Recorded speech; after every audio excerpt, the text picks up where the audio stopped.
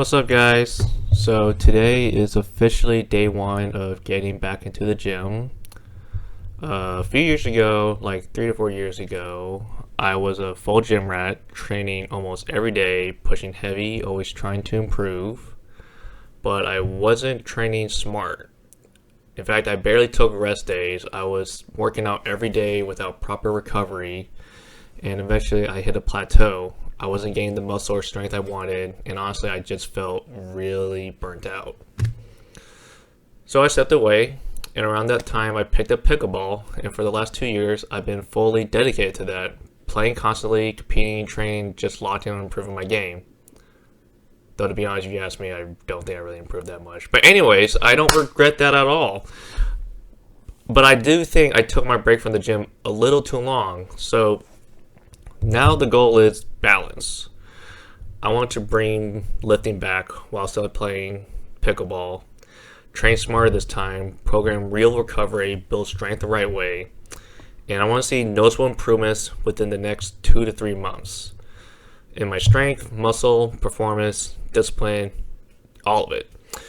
And another reason I'm excited about this is the supplement side. I graduated in biotechnology as a STEM major, basically, and I've always been really interested in how supplements actually impact the body. Pre-workout, post-workout, protein powders, recovery formulas, basically all of it, the market and the real physiology, how it just works, like it just fascinates me. So part of this journey is diving deeper into that, testing products, reviewing them, breaking down how they feel and how they perform. I actually recently reached out to Panda Supplements about becoming an ambassador, and I'll be repping and showcasing some of their products as I go through this journey. Not just using them, but actually seeing how they impact my performance over time.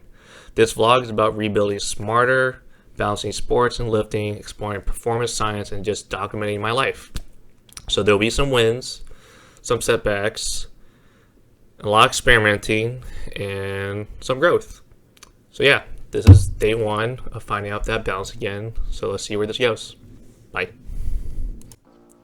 Before we dive in, just a quick disclaimer. This isn't medical advice. I'm not a physician. My understanding comes from my gym experience and what I studied in college as a STEM major. Always consult a healthcare professional before starting supplements. Alright, let's get into it.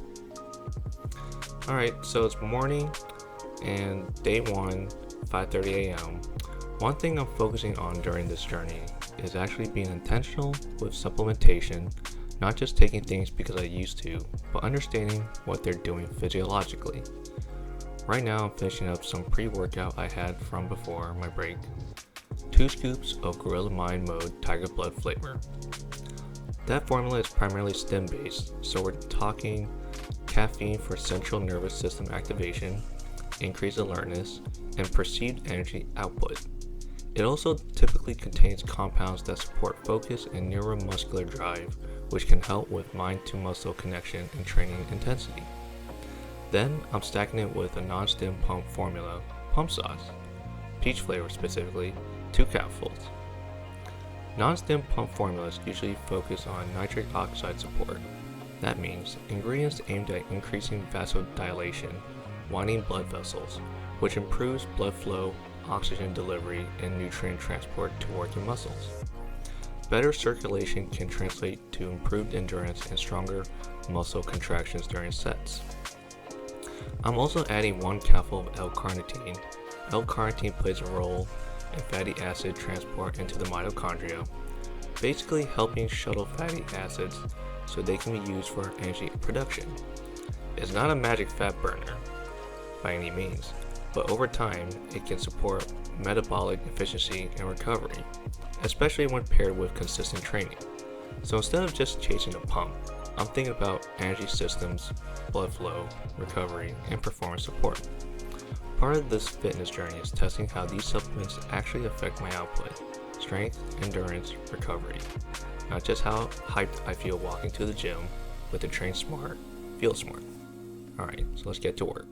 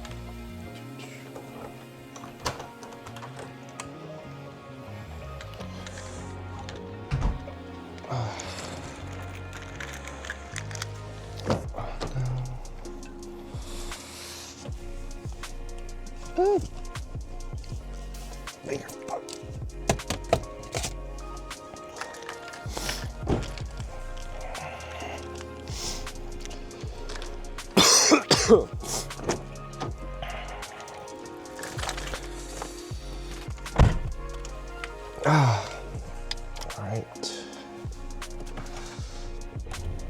let's go. All right, it is currently 5:52 this morning. Not the time I wanted to come out here right now. Oh, forgot to turn the mic. Shit, it's not even on. Okay, let's start over. It is currently 5:52 or 5:53 a.m. morning. 5:53 a.m. in the morning. Drinking a little bit of my pre-workout. Not the time I wanted to be here, but was hoping I would get here at 5 or 5:30 earliest, but it's took me a fat ass long time to get out of my house. We are at my gym. I just signed up yesterday. And yeah, my fitness journey starts today. So let's get to it. Before I touch any weight, I'm starting with activation work.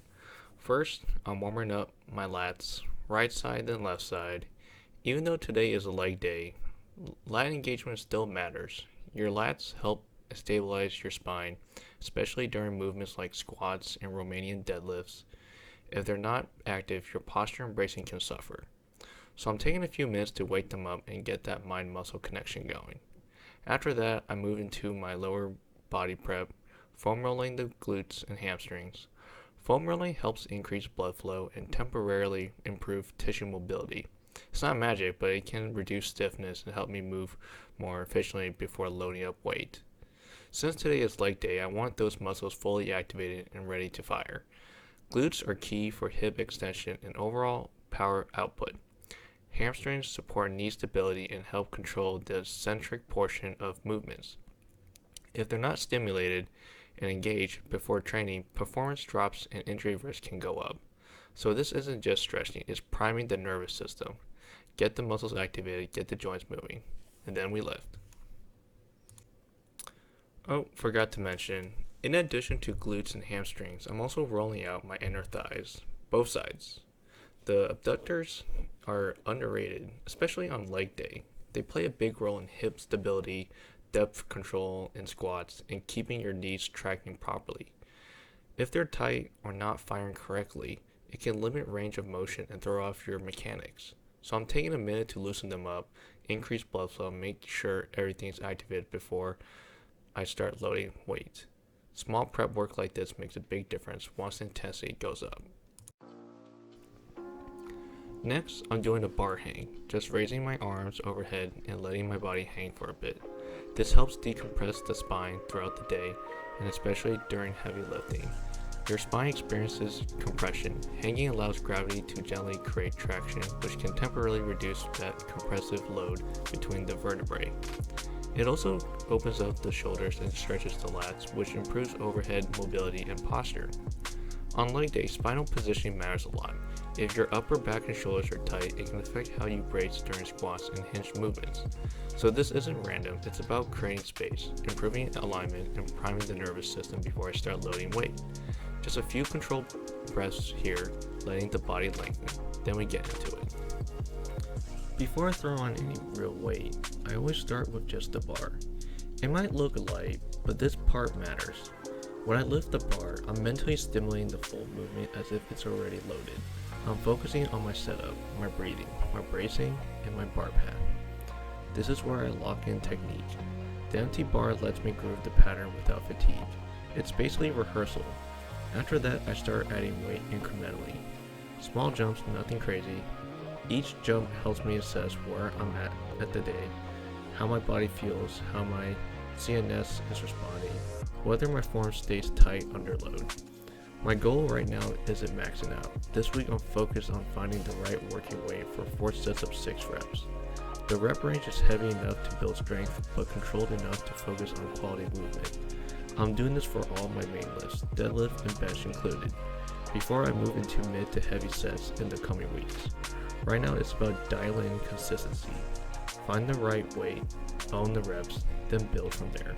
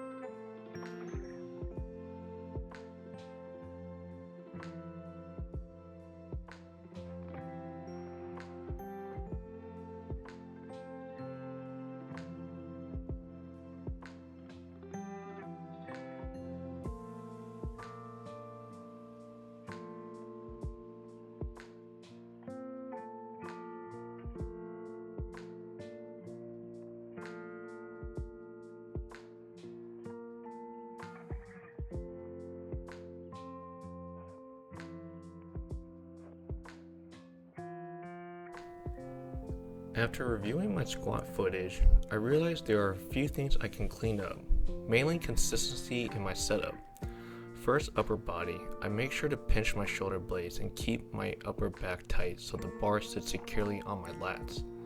That part feels solid, but once I unrack the weight and step back, that's where I need to be more consistent. My footing needs to be the same every single time. Ideally, my feet should be slightly angled outward, around 10 to 20 degrees, and evenly positioned so they're symmetrical. That slight external rotation helps open the hips and allows my knees to track properly over my toes. Every rep should start from the exact same stance, same width, same angle, same bracing. That's how you build mechanical efficiency. Breathing is another key factor. My sweet spot seems to be after about 3 reps. I take a sharp breath at the top, rebrace, and continue. If it's my 3rd or 4th set and fatigue starts creeping in, I might take an additional quick breath after the 5th rep to maintain intra-abdominal pressure and stay stable for that last rep. That breath isn't random, it's about restoring tension before descending again. I also notice sometimes the bar is slightly slanted to one side. That usually traces back to the initial setup, uneven hand placement, uneven lat tension, or shifting weight during the walkout. And that's a reminder that everything starts with consistency before the first rep even begins. Overall, there's still room for improvement, but the key thing is awareness. If I can identify the breakdowns, I can fix them. That's how progress actually happens, not just lifting heavier, but lifting better.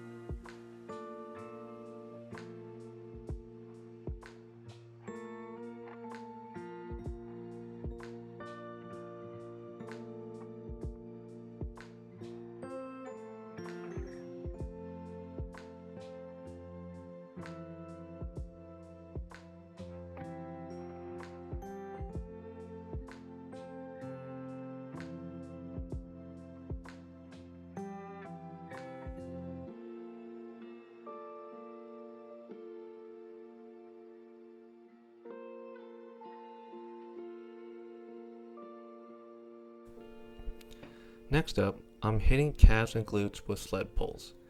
This idea actually came from when I used to work at HEB as a perishable rep.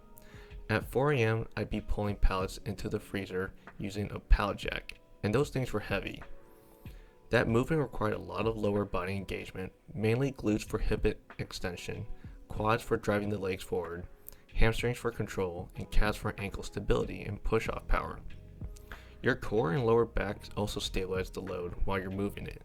So today I'm recreating that movement using the sled. But honestly, this is harder. With the pallet jack, you have wheels reducing friction.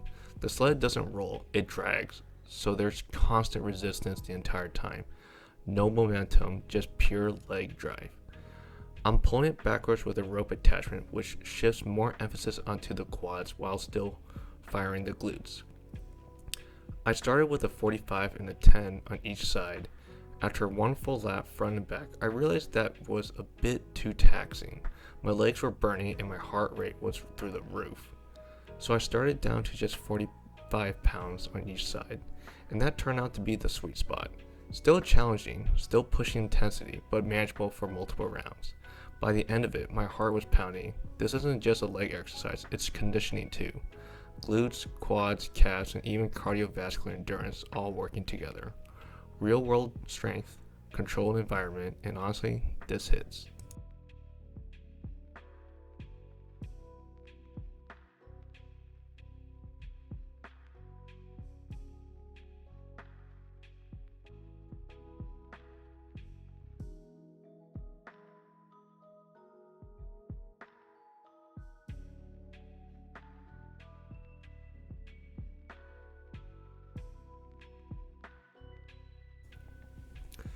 After the sled work, I'm finishing up with 4 sets of calf raises. Nothing crazy here.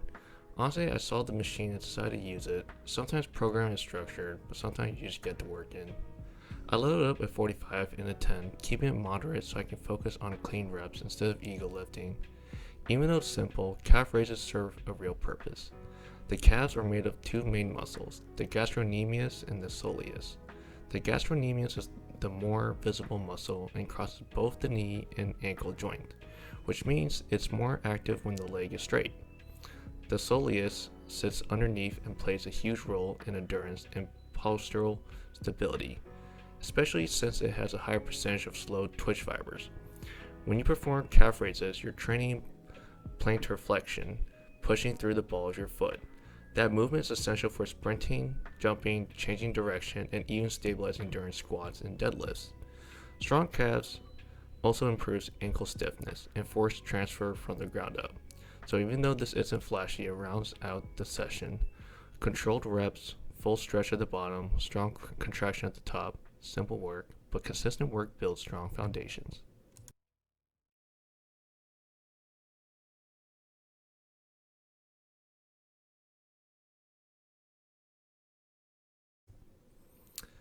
Last step is recovery. Yes, I'm using the Normatec leg compression at my gym because A, it's free, and B, recovery is key. After a heavy leg session, sled pulls and calf raises, all of it, your muscles are filled with metabolic byproducts and microscopic muscle damages from training stress. Normatec uses dynamic air compression to create sequential pressure along the legs. Basically, it inflates and deflates in patterns that mimic muscle contractions. This can help promote circulation and venous return, meaning it helps push blood and fluid back toward the heart more efficiently. Improved circulation may help reduce temporary swelling, improve nutrient delivery, and assist in clearing metabolic waste like lactate. Now, is it magic? No. You'll still recover without it. But compared to just sitting still after training, compression therapy may enhance blood flow and reduce the feeling of soreness or heaviness in the legs. Think of it as active recovery without actually moving. For athletes especially, or anyone training consistently, tools like this can support recovery between sessions so performance doesn't drop off later in the week. Since I'm balancing leg training and pickleball, keeping my legs fresh matters. Recovery isn't optional, it's part of the training. Train hard, recover smart, then repeat. All right. So do like a short nap. I'm gonna get a protein milkshake. Well, not my favorite collagen brand, but what you have to do because it's the only shit that's free in my house. Orgain collagen peptide. My personal favorite is the one that's just blue collagen peptides. Right. We got this free in the mail with my other stuff from Panda Supplements. We're gonna try this out.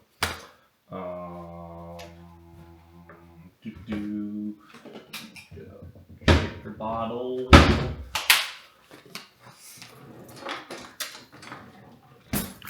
Okay.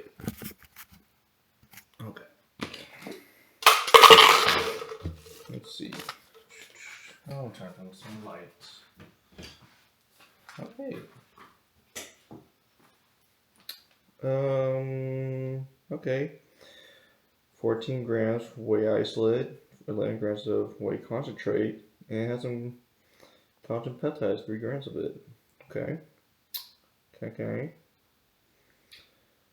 My personal favorite is just pure protein isolate, but mix above's not that bad, so let's see how it is.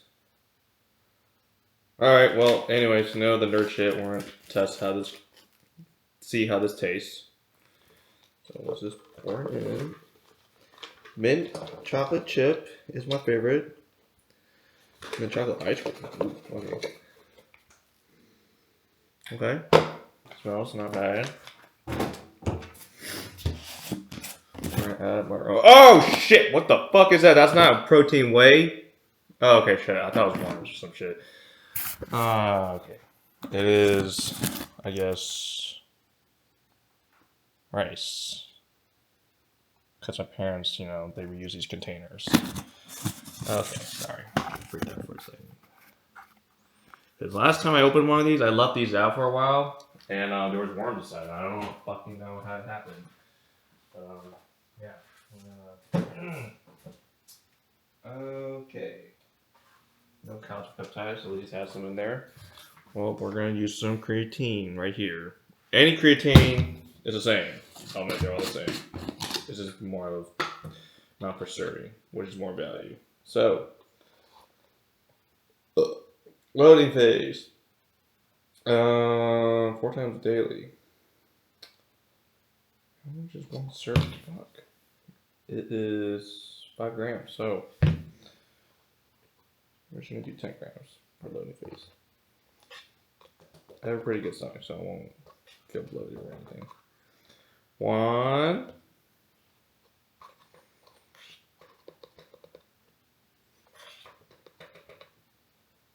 2.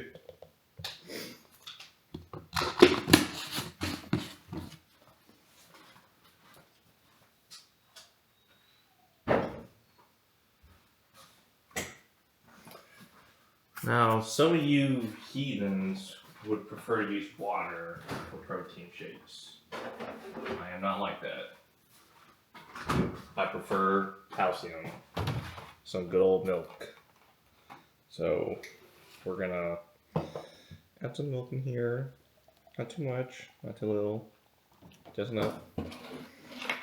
And yeah, we're gonna shake some up in here. That's just about how much I'm gonna add. And we're gonna shake it. See how it tastes. Okay. Did I spill something? No, I didn't spill anything.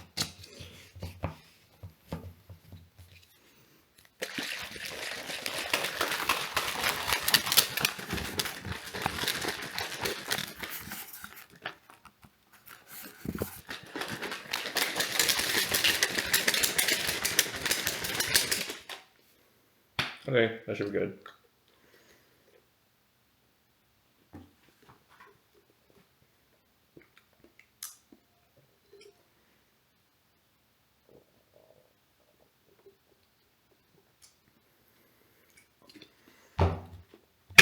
Checking out.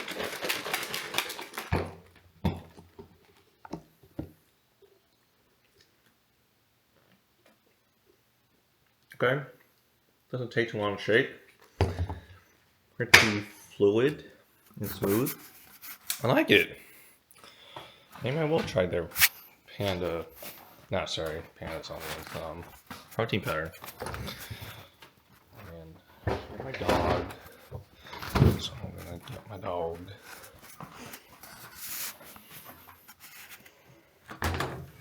Hello. Hello.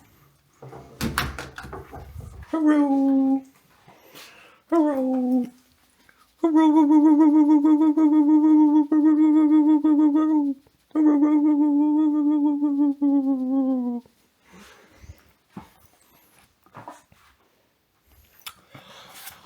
Okay, well, let's get back to the video editing. I'm gonna take this and go.